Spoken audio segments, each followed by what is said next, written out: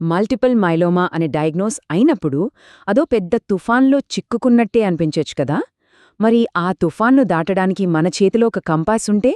ఈరోజు మనం ఈ జర్నీలో మనకి ఎదురయ్యే ఇమోషనల్, ప్రాక్టికల్ ఛాలెంజెస్ని ఎలా ఫేస్ చేయాలో తెలుసుకుందాం. అందుకు ఉపయోగపడే కొన్ని టూల్స్ గురించి మాట్లాడుకుందాం.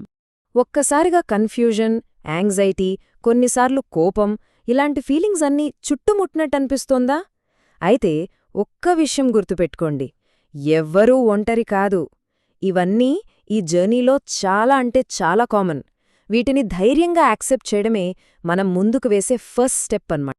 జ్ఞానమే శక్తి అంటారు కదా, అది మైలోమా విషయంలో అక్షరాల నిజం.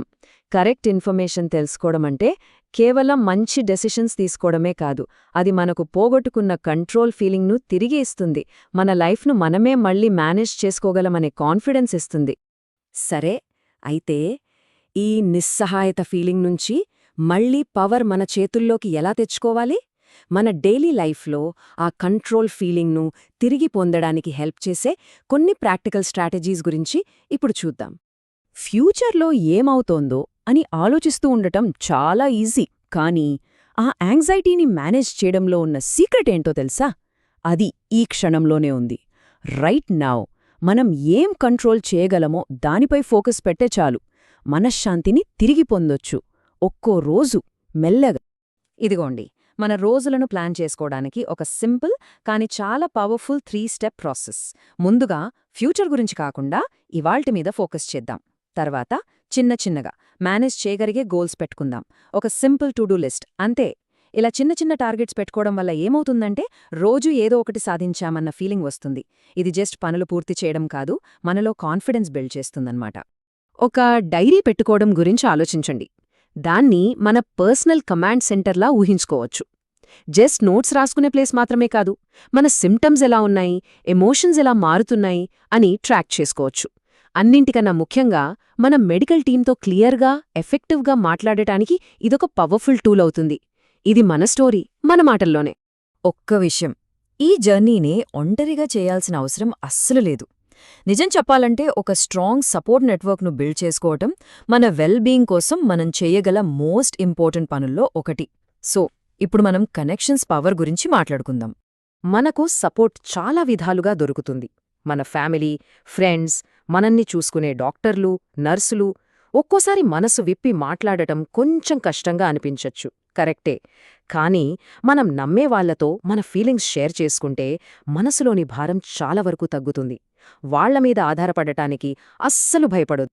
మన మెంటల్ హెల్త్ మీద ఒక కన్నేసి ఉంచడం చాలా ముఖ్యం. అందరికీ స్ట్రెస్ ఉంటుంది, అది కామన్.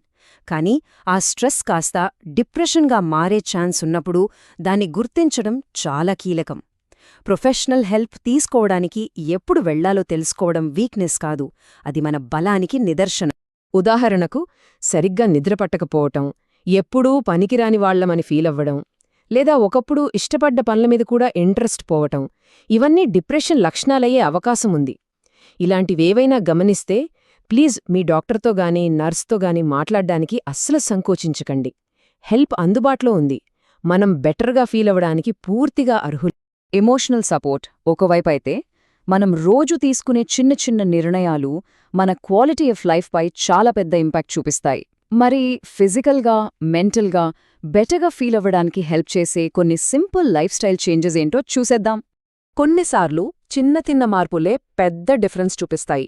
మంచి ఫుడ్ తినడం, సరిపడ నీళ్లు తాగడం, ఆల్కహాల్ తగ్గించడం, అలాగే చిన్నపాటి ఎక్సర్సైజ్ చేయడం, రిలాక్సేషన్ టెక్నిక్స్ నేర్చుకోవడం, ఇంట్లో అవసరమైతే హెల్ప్ తీసుకోవడం, ఇలాంటి సింపుల్ విషయాలు మన ఎనర్జీ లెవెల్స్పై, ఓవరాల్ వెల్బీయింగ్పై చాలా పాజిటివ్ ఎఫెక్ట్ చూపిస్తాయి. రోజూ ఒక చిన్న పాజిటివ్ స్టెప్ వేయడమే ముఖ్యం. ట్రీట్మెంట్ స్ట్రెస్ వల్ల కొన్నిసార్లు ఆకలి మందగిస్తుంది. ఒకేసారి ఎక్కువ తినడం కష్టంగా అనిపిస్తే ఒక పని చేయండి, ప్రతి 2-3 గంటలకొకసారి కొంచెం కొంచెంగా తినడానికి ట్రై చేయండి. ఇలా రోజంతా చిన్న చిన్న మీల్స్ తీసుకోవడం వల్ల మనకు కావలసిన న్యూట్రిషన్ అందుతుంది. హెల్తీ డైట్ అంటే ఏంటి? ఈ చార్ట్ చూస్తే మనకు ఒక ఐడియా వస్తుంది.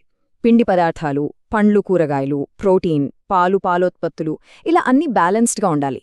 కాని ఒక్క విషయం గుర్తుపెట్టుకోండి, ప్రతి మీల్ పర్ఫెక్ట్గా ఉండాలని కాదు, ఒక రోజులో గానీ వారంలో గానీ ఓవరాల్గా బ్యాలెన్స్ మెయింటైన్ చేయడమే మన టార్గెట్.